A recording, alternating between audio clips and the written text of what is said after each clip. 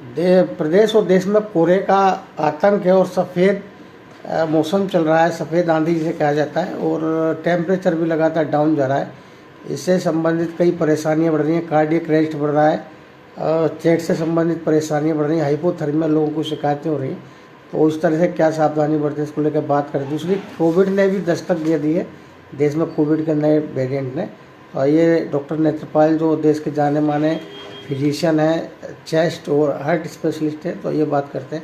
Doctor साहब, आपका बहुत बहुत स्वागत है जी। तो आप बताओ कि आज जो कोहरा आ रहा है, टेम्परेचर लगातार गिरता जा रहा है, तो मतलब क्या इसमें आप मैसेज देना चाहेंगे लोगों को? देखिए, अभी मौसम चेंज हुआ है तो ठंड काफ़ी बढ़ गई है पिछले कुछ दिनों में, और मुझे लगता है कि अगले 15 दिन ये ठंड काफ़ी बढ़ेगी। और ठंड में अक्सर जो प्रॉब्लम आती है, हमें उनसे बचाव रखना है। अगर मैं प्रॉब्लम्स की बात करूँ तो जैसे हमारे हार्ट अटैक्स हैं, स्ट्रोक्स है जिसको अधरंग बोल देते हैं, ये कॉम्प्लिकेशंस ठंड में थोड़ी बढ़ती है ब्लड प्रेशर बढ़ने की वजह से।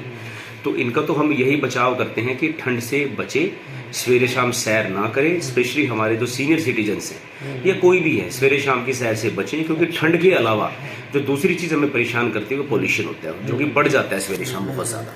अगर आपको सैर करनी भी है तो दोपहर के समय अपनी सैर करें। दूसरा, अभी जैसे चेस्ट इन्फेक्शन ज़्यादा बढ़ रहे हैं, फ्लू के केसेस बहुत ज़्यादा आ रहे हैं, और वही चीज़ कोविड भी आप कह सकते हैं कि कुछ पेशेंट्स आजकल कुछ स्टेट्स के अंदर बढ़े हैं। हालांकि जो ये नया वेरिएंट भी है, ये बहुत ज़्यादा घातक साबित नहीं हो रहा है, मतलब इसमें मोर्टेलिटी नहीं है, ये एक नॉर्मल फ्लू की तरह ही बिहेव कर रहा है। बट फिर भी हमें यही है कि अपना भीड़ भाड़ वालों इलाकों से बचना है, मास्क का प्रयोग करें, और जितना ज़रूरत हो उतना ही लोगों के संपर्क में है, क्योंकि इसका इलाज तो बचाव ही है, हमें पता है इस बात का।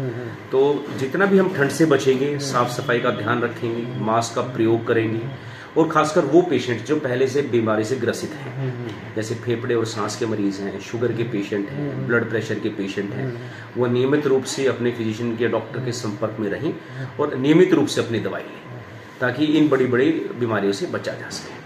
तो क्या सावधानियां बरतें हैं इसमें, जैसे खान पान में क्या सावधानियां बरतें हैं और पेय पदार्थों में क्या बरतें हैं? देखिए, खाना पीना तो आपको ध्यान रखना पड़ेगा, अपने घर का खाना खाएं और गर्म पानी का सेवन अधिक मात्रा में करें। डाइट अपनी अच्छी रखें, फ्रूट्स और ड्राई फ्रूट्स आप अच्छा ले सकते हैं, सूप वगैरह होममेड घर पे आप ले सकते हैं। तो मुख्य तौर पर तो साफ सुथरा घर का खाना कोई भी आप ले सकते हैं, ये रखना है, और ठंड से बचाव रखना है। मेन तो यही है 10 से 15 दिन के अंदर तो मतलब ज़्यादा एक्सपोजर नहीं करना है, एक्सपोज अपने आप को कम रखना है। दिन में धूप निकलने के बाद ही आपको सैर करने का आप कर सकते हैं। जी जी जी जी। तो और जैसे हार्ट की कार्डियक अरेस्ट के जो कारण बने हैं, जो क्या रीज़न होते हैं कार्डियक अरेस्ट के?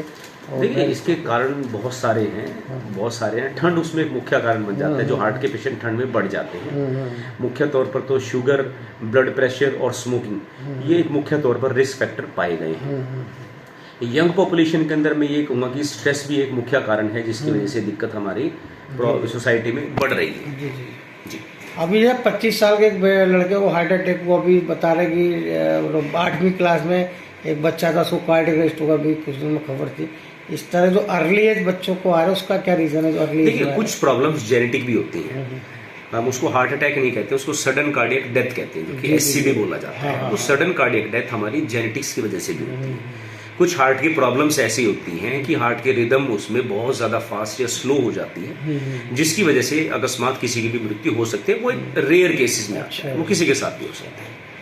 तो वो इसमें क्या सावधानी, जैसे कहते हैं कि कुछ गोली अपने पास रखें, जैसे कहीं बाहर जाए, जैसे इकोस्प्रिन हुई? नहीं, ऐसा नहीं है कि हर इंसान को ऐसा रखने की जरूरत है। मुझे ऐसा लगता है कि जो हाई रिस्क कैटेगरीज में आते हैं पेशेंट, सिर्फ डायबिटिक पेशेंट्स हैं, हार्ट पेशेंट्स हैं, किडनी पेशेंट है, लिवर पे, जो कि किसी न किसी प्रॉब्लम से जूझ रहे हैं, पहले उनको हार्ट की कंडीशंस बढ़ जाती है, तो उनको डॉक्टर की सलाह से ही कोई भी मेडिसिन अपने साथ कैरी करनी है, इमरजेंसी में क्या लेनी है, डॉक्टर की सलाह से अपने साथ कैरी इनको करना चाहिए।